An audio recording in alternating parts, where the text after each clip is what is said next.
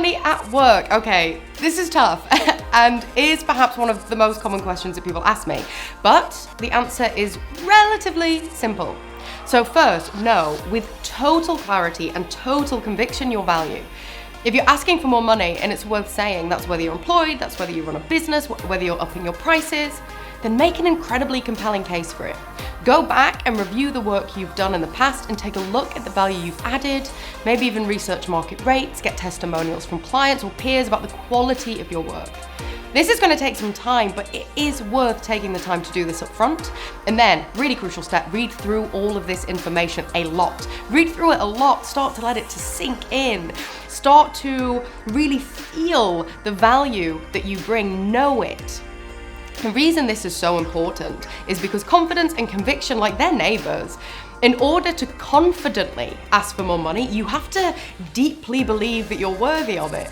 Research has shown, okay, this is wild, but research has shown that people with high self-esteem make more money.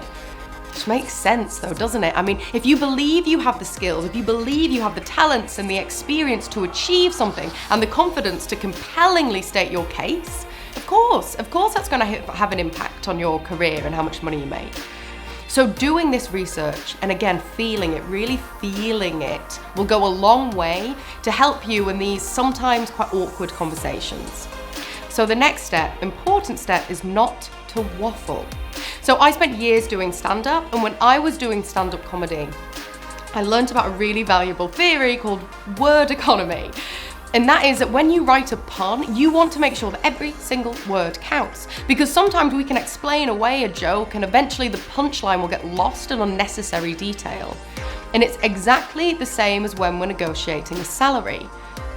So know exactly what you want to say, be clear and direct, say it and then say nothing. Quiet, Schtum, not another word.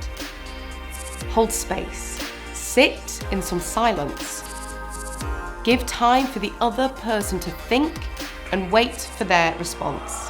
Now I know if we're feeling nervous, if we're feeling overwhelmed, there's going to be a temptation to keep going and keep saying things and oh, by the way, I did this and I hit my targets and you know, it doesn't really matter, but maybe I think I could be worth this maybe, and we just keep going and going and going until maybe we're interjected. I get it. Silence can be excruciating, especially if we're already nervous. But when it comes to negotiating, it's a very, very close ally. I said to someone yesterday, actually, she said to me, Kirsty, what is assertive language? And I said to myself, I was like, being assertive doesn't necessarily come in our language, it comes in our silence. So what I want you to do is write down your skills, practice exactly what you're going to say, clear, succinct, and then say nothing else. So we need to have an idea in our heads of what we want instead. So if you're a freelancer or a business owner, then know your new rates. If you're employed, think about what salary you want, and then be sure to make it realistic and that it's competitive for the market, and then ask for it. Another really, really nice way to take out the emotional intensity of this is to pretend you're negotiating on behalf of somebody else. So try not to make it too personal. Ask yourself the question, okay, so how much should somebody doing this job at this level in this company during this economic situation earn? In this way, you'll ensure that your case you make is as objective as it possibly can be. And so as a result, your argument is more likely to appeal to an objective audience.